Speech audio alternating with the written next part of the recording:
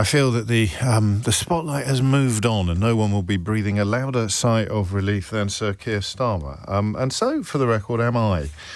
A deep dismay and disappointment with much of what has gone on notwithstanding. As I explained to you yesterday, you feel it in your bones when you have beaten your hopium habit, when you have managed to wean yourself off the hopium, off the hope that despite myriad disappointments, you still believe that things can get better. I had it with Trump for a very, very long time. And obviously that's where comparisons end between these two leaders. But the idea that Trump would turn out not to be a fascist or absolutely hideous, hateful and disgusting, all of those things, and everyone does it. Everyone did it. I presume it's a lot harder to do if you actually tickled his toes or you were cheerleading for him, or if you used that phrase that seems to have disappeared from discourse. Trump derangement syndrome was a way that people who suggested that he was none of the things that he so plainly was were suffering from when they described all the things that he'd actually done. So it's oddly liberating when you cut the umbilical, as it were, to hope.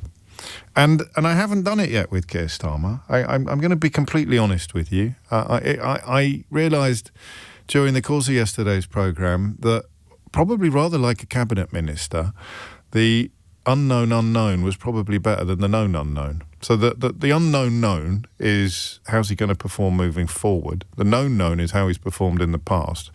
And the unknown unknown is what on earth would happen if he wasn't there anymore. And I was more spooked by the unknown unknown than I was by the unknown known. Or beg your pardon, the known unknown.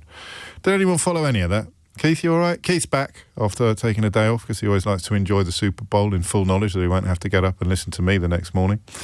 And that was an interesting moment. It wasn't an area of hopium, but it was just not yet able to let go. And I quite like that feeling. The idea that you still want the best for your country and therefore you still want the best for your government or your prime minister. It's hard to hold on to when things are absolutely heinous. Can I confide in you briefly? I've come up with a new word which goes alongside the four donkeys that we discovered last week. I don't know, but I can say it on the radio. Eleanor's a little bit worried, but I don't think it works because it would look great written down, but it's really hard to say. And I invented this word, so if I find it hard to say, it's highly likely, and I've practiced now. I said it 14 times in the toilet mirror just a moment ago. I was waiting to see what might appear. 4 donkeys would appear behind me. So the 4 donkeys of the apocalypse are obviously Brexit, Boris Johnson, Liz Truss, and austerity. But I wanted something that was a little bit more expressive of just how awful those 4 things were. The 4 foundation stones of our country's current plight, whatever you may be reading in the Daily Telegraph or the Daily Mail or hearing certain people pronounce upon every day. Those 4 things, many of which people, Eleanor doesn't want me to say it. Oh, hang on, she hasn't finished writing it. Over and over and over again. Oh, yes, okay. So I can say it at least 7 times. Just not in quick succession. So rather than the 4 donkeys of the apocalypse, I thought that we could call it the 4 donkeys of the crapopolypse. Yeah? Is everyone all right? Ofcom okay? Love Ofcom. Is everyone okay? Keith, you all right with that? Is that okay? Yeah? Is that Eleanor? Everyone's still here? Phone ringing? Yeah? They're probably all in a meeting, are they? I'll say it once more. The 4 donkeys of the crapopolypse. And I'm going to take advisement from Ofcom on how often I can say that in the course of an average show, because I don't want to get anybody, least of all me, into trouble. So, there they are. And it occurred to me that because of those 4 donkeys, Brexit, Boris Johnson, austerity, Liz Truss, and because of the rise of populism, most obviously the massive fanboy, the biggest fanboy of all probably for all 4 of those donkeys, Nigel Farage currently riding high in the polls, I don't know that we know what we want from a prime minister anymore, actually. And it's not, I don't think it's going to be a question that invites the same answer all the time.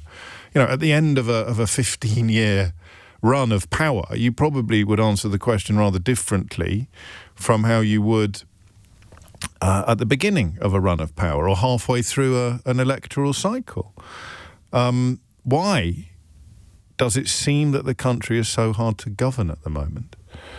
Alistair Campbell has blamed it on the media, but I'm afraid, go with him on this. It's obviously the case that our media is feral and febrile, and for the avoidance of doubt, a Labour Prime Minister is held to ridiculous standards compared to what a Conservative Prime Minister is held to. But that treats your fellow man and woman as if they're completely stupid. And we know that at least 52% of the population isn't. Keir Starmer's popularity rating is absolutely in the gutter at the moment, has been for a while. He's shedding senior staff members like it's going out of fashion, and yet there's still, of course, a sense of confusion about why the fuse on the Mandelson scandal was so long. But what do we want from a Prime Minister? Do we know? Do we know what we want from it? Well, I think you know what you want. At least I hope you know what you want. And if you don't currently know what you want, then hopefully you will do by 10:20 when I start taking your calls. What do you want from... I mean, there's two questions here, isn't there? What do we want from a Prime Minister is a slightly different question to what do we want from this one. And if, like me, you find yourself relieved this morning, although pretty trepidatious about what the near and distant future is going to hold and throw up. He was one resignation away from toast yesterday. And as Sarwar thought that he would be the little boy up a mountain yodeling, and an avalanche ensued, and he didn't. He just ended up looking like a weird bloke making strange noises at the top of a mountain. But it could have gone the other way. One wobble yesterday, one high-profile resignation. Always a more courageous act, by the way, than calling for a resignation. Someone should have told Anna Sarwar that. Always, if you want to make a powerful point, do it in some way that jeopardises yourself. Demonstrate a little bit of guts, a little bit of courage. Say, right, I can't put up with this anymore, I'm off. But to just heckle from the sidelines your own team is absolutely, in my view, pathetic when you become a senior player, like the leader of Scottish Labour. But that's not really relevant to the question that I want to ask you today. The question that I want to ask you today is what do we want from a Prime Minister? 03456060973. And the second part of the question is what does he need to do now? What does the current Prime Minister need to do now? I don't know if this works, because we're probably not clear enough between us on what exactly the job entails. And it's one of those jobs that's quite fluid. It's a bit like being my producer, or being a producer of an LBC radio show. It depends entirely on who the presenter is. Eleanor, obviously, as the producer, is by far the most successful show on the station, is revered. She's treated like a god wherever she goes in the production office. But if you're working on a failing show, or if you're working on a show that's not doing so well, then your job is very different. You have people breathing down your neck all the time. So being chief of staff in Downing Street is not a job that you and I could write a CV for, because it's going to depend very much on who the Prime Minister is. And there's a strong sense that Morgan McSweeney had too much influence and too much power. But that's Keir Starmer's fault. That's not Morgan McSweeney's fault. Keir Starmer is widely regarded by people who follow these things very closely as being a little bit too fond of delegation and a little bit too fearful of final decisions. If you think about his entire career before becoming a politician, he does the best he can possibly do, and then the judge makes the decision. This is why, I mean, it pains me enormously to say it, but the line "lawyer, not leader" probably has a little bit more salience than I realised when I was lambasting everybody who used it.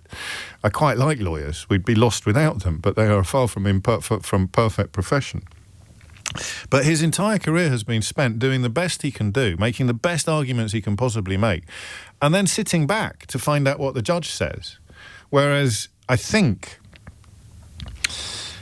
and I've only just formulated this thought as clearly as it's just appeared in my brain, I think he needs to start being a bit more of a judge and a bit less of an advocate or an attorney. He has to actually start being a bit more decisive rather than... Because if you think about U-turns and wobbles, they are evidence perhaps of doing the best you can do and then letting the judge reach a verdict. And then because he's not a lawyer anymore, and when the verdict drops, he doesn't just go home and move on to the next case. He has to undo the damage that's been done by not predicting what the verdict would be.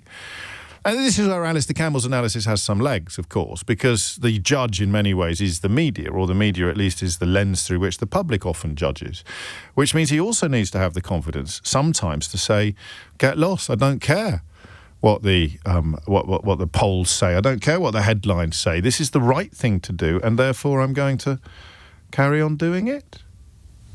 Is that right? I don't know. And then, of course, as head of the DPP, he would have the power to make decisions, but only in what would be pursued. He had no power over what the verdict or the conclusion of those decisions would be. He would say, yes, we will pursue that case, or we will pursue that case. Nazir Afzal gets on the phone to him from Manchester and says, look, I really want to reopen these grooming gang inquiries that haven't been properly conducted. And Nazir Afzal said to him, with, the ones involving men from a similar background to my own. And regardless of what lies you're reading on social media over the last few years, Nazir and Sir Keir Starmer led that revision process, led that quest against advice in many cases, and certainly against precedent. And he could do that, but he couldn't guarantee what the verdict of those cases would be. And that's why today I want you to tell me what you want from him, what he needs to do next. And before you waste tuppence, we've done all the phone-ins where the answer to that is resign. Those phone-ins are over for now. What he needs to do next. If you were going into Downing Street as Sir Keir Starmer's chief of staff, what would you what would you do? Actually, I'm not even going to finesse that question too much. I'm not going to talk about to-do lists or policies, because you can choose anything you want. It could be the thing you would do first, perhaps, or the thing you would do when you went into 10 Downing Street as Chief of Staff. 0345 6060973. Some of it can be revisionism. You can just want to undo things that have happened already, or reset courses, or recalibrate conditions. What do you want to do? What do you want the Prime Minister to do? And the question that I don't think works as a phone-in, I could be wrong. And if I am wrong, you're about to prove it. But whether or not the country is governable at the moment, I don't know that we can get a proper handle on that. Some questions sometimes are too nebulous. They're too unspecific, too vague. Is the country ungovernable? But instead of asking you that, it's almost as if what do we want from any Prime Minister at this moment? So what does Keir Starmer need to do with his very particular and specific set of circumstances that he currently finds himself in, with the record that he currently has in the office? What does he need to do? And what do you want from a Prime Minister? Either right now, regardless of who it is, or just generally. Because I thought I wanted...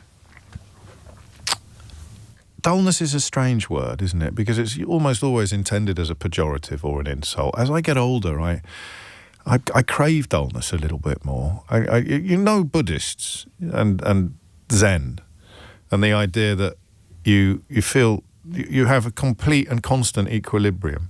First time I went to a Buddhist temple, I thought that was the worst thing I'd ever heard. I thought it was before I went to therapy, and I thought the idea of not having moments of euphoria was a terrible way to live your life. But of course, that's not even a trade-off. If you don't have moments of euphoria, you don't have moments of hideous despair. You live in a state of almost perpetual peace. And dullness then becomes something rather beautiful and something rather wonderful. I thought I wanted dullness, but that's not enough.